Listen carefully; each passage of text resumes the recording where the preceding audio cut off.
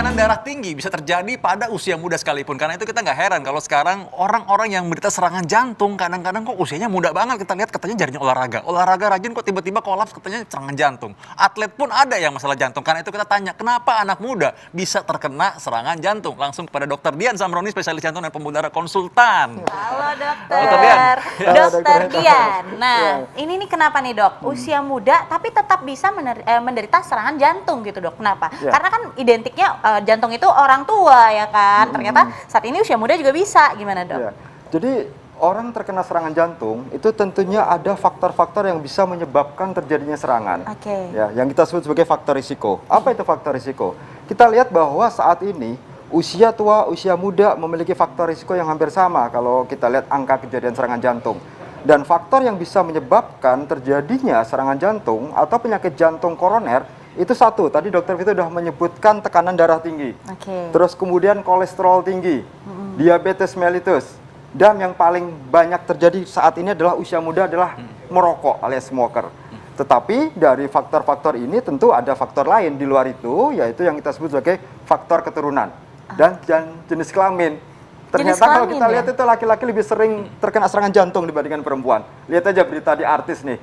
Di artis yang meninggal usia muda rata-rata laki-laki, bukan perempuan. Kenapa? Karena perempuan ada faktor hormonal yang bersifat proteksi terhadap pembuluh darah dan jantung. Oke, tapi ada nih dok, kemarin ya ada usia artis penyanyi 20-an tapi menderita sakit jantung. Nah itu dan meninggal. Itu usia ada rentan nggak sih dok? Usia remaja gitu? Jadi kalau kita lihat berita yang kemarin, itu kan disebutkan karena ada pembengkakan jantung. Kita harus bedakan antara penyakit jantung koroner dengan pembengkakan jantung. Kalau penyakit jantung koroner itu hubungannya dengan pembuluh darah koroner yang memberi makan ke otot jantung. Kalau itu terjadi sumbatan, maka yang terjadi adalah serangan jantung. Sementara kalau pembengkakan jantung itu adalah dimensi atau ukuran dari jantung kita tuh lebih besar dibandingkan normal. Tentunya kalau dia dimensinya lebih besar, kita bisa mereka-reka bahwa fungsi pompanya dia akan turun. Nah, fungsi pompa yang turun itu akan menyebabkan terjadinya penyakit yang kita sebut sebagai gagal jantung. Nah, beda gagal jantung dengan serangan jantung.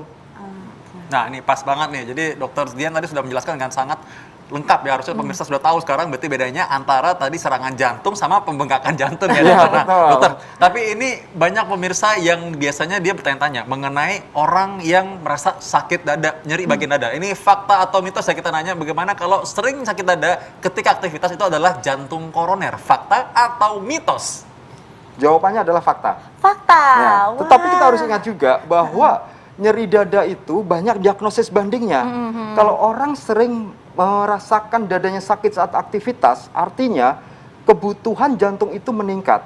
Begitu orang aktivitas, tekanan darah akan naik, denyut jantung akan cepat, sehingga jantung memerlukan pasokan makanan lebih banyak. Darah harus dibutuhkan lebih banyak. Sementara kalau ada sumbatan di situ, maka kebutuhan itu nggak bisa dipenuhi. Kalau nggak bisa dipenuhi, itu akan timbul rasa nyeri dada. Sebagaimana nih, kalau kita nunggu makanan, makanannya belum datang juga jam 12 siang, terus kita keroncongan. Nah, itu jantung juga sama. Dia pasokannya kurang, begitu kebutuhannya meningkat, aktivitas nggak dapat makanan, timbullah keluhan nyeri dada. Oke dok, nah ini menarik nih dok. Ini perlu diberitahu ke masyarakat nih. Nyeri dadanya itu seperti apa? Apa seperti tertekan? Apa panas? Apa seperti apa dok rasanya? Ya, jadi kalau nyeri dada akibat dari sumbatan pembuluh darah koroner, itu nyerinya tuh kayak dihimpit, kayak ditimpa beban berat. Kemudian ditandai lagi dengan ada penjalaran, penjalar ke lengan kiri, lengan kanan, dada kanan, ke leher kayak dicekik. Itu suatu tanda di situ. Nah, biasanya akan progresif lebih meningkat nyerinya begitu kebutuhan jantung meningkat, misalnya di aktivitas, dan berkurang dengan istirahat atau diberikan obat di bawah lidah. Mungkin teman-teman pemirsa di TV pernah dikasih dokternya, ini kalau dada yang sakit taruh di bawah lidah. Nah, itu tujuannya adalah untuk vasodilatasi, melebarkan aliran darahnya, melebarkan pembuluh darahnya, sehingga aliran darahnya lebih lancar masuk ke dalam jantung. Tapi ini memang hati-hati, nggak boleh sampai menunda ke rumah sakit dok ya. Iya, Kalau kadang-kadang ada orang karena udah dikasih, udah enakan, udah tidur aja di rumah kalau gitu, nggak jadi ke rumah sakit. Nah, akhirnya fatal kalau misalkan. Jadi intinya gini, kalau kita timbul nyeri dada dan kita ada faktor risiko terjadinya penyumbatan di pembuluh darah koroner dan dokter memberikan saran kalau ada nyeri taruh obat di bawah lidah, kasih obat di bawah lidah. Tapi jangan tunggu lama. 5 menit masih nyeri, taruh lagi sampai 3 kali, begitu udah 3 kali, itu saatnya untuk datang ke rumah sakit. Supaya kita bisa singkirkan bahwa ini sakit jantung atau bukan, ini serangan jantung atau bukan. Karena kalau kita terlambat dalam melakukan diagnosis dan tata laksana awal serangan jantung, itu fatal. Apa fatalnya? Bisa menyebabkan kematian. Karena komplikasi dari serangan jantung yang paling fatal adalah gangguan listrik jantung atau aritmia. Oh, ya makanya itu, karena itu harus cepat-cepat, jangan tunggu-tunggu terlalu lama. Bahkan kalaupun misalkan survive juga, akhirnya bisa bengkak jantung kayak tadi juga Iya, ya. Akhirnya. Nah, tapi ada satu lagi nih yang menarik dokter, kita mau bahas juga. Katanya kalau orang serangan jantung, kita batuk yang keras, batuk-batuk terus katanya, itu bisa menyelamatkan diri. Nah, kita akan bahas satu lagi, tetap di Hidup Sehat. Iya, tadi kita bahasannya menarik banget nih, Dok. Katanya batuk itu bisa melebarkan, mencegah terjadinya serangan jantung. Nah, itu fakta atau mitos tuh, Dok? Kita bisa sebut itu mitos. Mitos. Nah, bisa sebut itu mitos. Kenapa? Karena batuk itu tidak mencegah serangan jantung. Oke. Nah, tapi kalau sudah terjadi serangan jantung, terutama yang melibatkan pembuluh darah di sebelah kanan jantung, yang kita sebut sebagai right coronary artery, itu seringkali terjadi komplikasi berupa denyut jantungnya pelan. Oke. Nah, dan itu sering mungkin kalau kita melakukan tindakan kateterisasi atau kita melakukan tindakan pasang ring, tiba-tiba pasien denyut jantungnya pelan. Jadi bradikardi, denyut jantungnya kurang dari 40, yang kita lakukan saat itu adalah suruh batuk. Dan itu menaikkan denyut jantung. Tetapi kalau dia mencegah serangan jantung itu enggak. Berarti sebenarnya boleh dilakukan ya. Jadi kalau udah terasa nyeri, sakit gitu, kita langsung batuk. Gitu ya, Dok ya. Itu malah yang lagi, bukan serangan jantung kan? Oh, sama lagi tuh, Dok. Jadi itu banyak reaknya. Betul. Jadi jangan sampai batuk itu menghalangi kita untuk mendapatkan pertolongan secara cepat. Menghalangi kita untuk datang ke rumah sakit. Itu yang salah. Oke. Jadi kalau misal terjadi serangan jantung, terutama ini, yang bagian bawah jantung, yang kita sebut sebagai bagian inferior, itu kalau terjadi serangan atau sumbatan di pembuluh darah koronernya, itu nyerinya seperti nyeri lambung. Oh, oke. Nah, jadi sering dianggap bahwa orang tersebut masuk angin atau sakit lambung sehingga datang ke rumah sakit telat. Kadang dokter yang jaga di UGD itu, oh nggak apa-apa nih, ini cuma sakit lambung biasa, dipulangkan sampai di rumah meninggal. Itu kenapa? Karena dia ada sumbatan, karena jantung itu 4 dimensi, jadi ada bagian depan, belakang, bawah. Nah, kalau bawah ini mengalami infak atau mengalami serangan jantung dan dia nempel dengan otot diafragma dan berbatasan dengan lambung, itulah yang disebut sebagai inferior infarct, dan itu mirip dengan orang sakit lambung. Wah, ini Jadi harus- hati-hati, Iya. kita nggak boleh telat gitu. Pemirsa ini, saya tahu pemirsa Hidup Sehat banyak yang punya katanya GERD, sakit MAH. Nah, ini gimana membedakannya antara sakit MAH biasa dengan serangan jantung yang di ulu hati tadi? Ya, jadi yang pertama adalah kalau kita mengeluh nyeri dada atau nyeri ulu hati, pikirkanlah yang paling berat dulu. Yang paling berat dulu adalah dia serangan jantung. Nah, terutama kalau kita ada faktor-faktor risiko sakit jantung, ada diabetes, ada kolesterol tinggi, ada hipertensi, faktor keturunan, kita merokok, hati-hati. Jangan-jangan itu serangan jantung.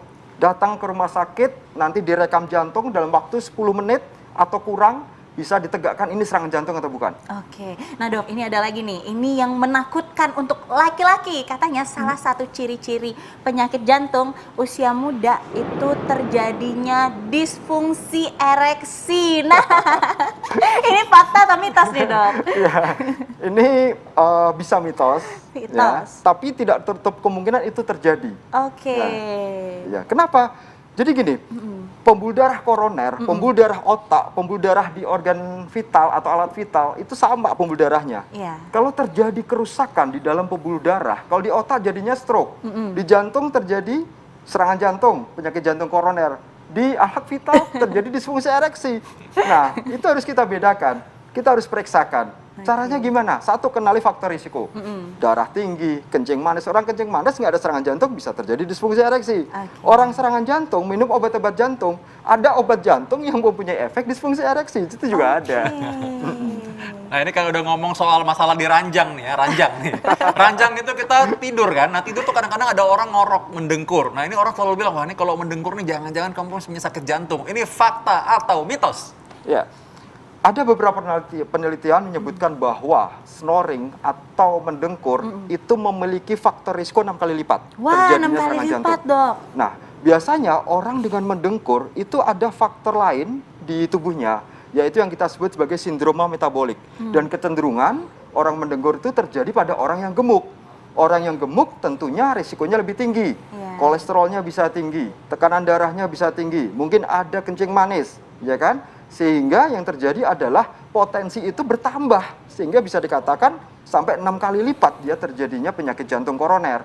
Tetapi fakta yang lain bisa juga dia tidak ada sakit jantung, misalnya pada anak-anak mendengkur, perempuan usia muda mendengkur, belum tentu dia sakit jantung. Mungkin posisi tidur dia yang salah, atau mungkin ada rinitis, atau mungkin ada pembengkakan di daerah saluran nafas yang menyebabkan gangguan dari sirkulasi udara yang masuk dan keluar itu terhambat. Itu menyebabkan mendengkur. Kadang kita posisi miring gini aja bisa mendengkur kan? Oh iya, Oke. jadi posisi tidur salah juga bisa bikin Iya, mendengkur ya. betul. Tapi memang harus hati-hati karena ada faktor risikonya ya. Iya. Asal jangan salah kamar tidur. Oke, buat ya jadi sekarang untuk orang-orang yang masih muda atau merasa muda, sekarang tipsnya apa Dokter Dian untuk mereka supaya bisa nggak sampai terkena serangan jantung? Oke, tips yang paling sederhana adalah pola hidup sehat. Ya, pola hidup sehat apa itu? SEHAT. S seimbang gizi. Seimbang Makanan yang seimbang. Usia muda jangan makan fast food di mana tidak ada sayuran, hanya lemak-lemak saja yang dimakan. Terus kemudian enyahkan rokok. Stop rokok dari sekarang. Usahakan berhenti merokok. Terus hanya hindari stres. Ini yang susah.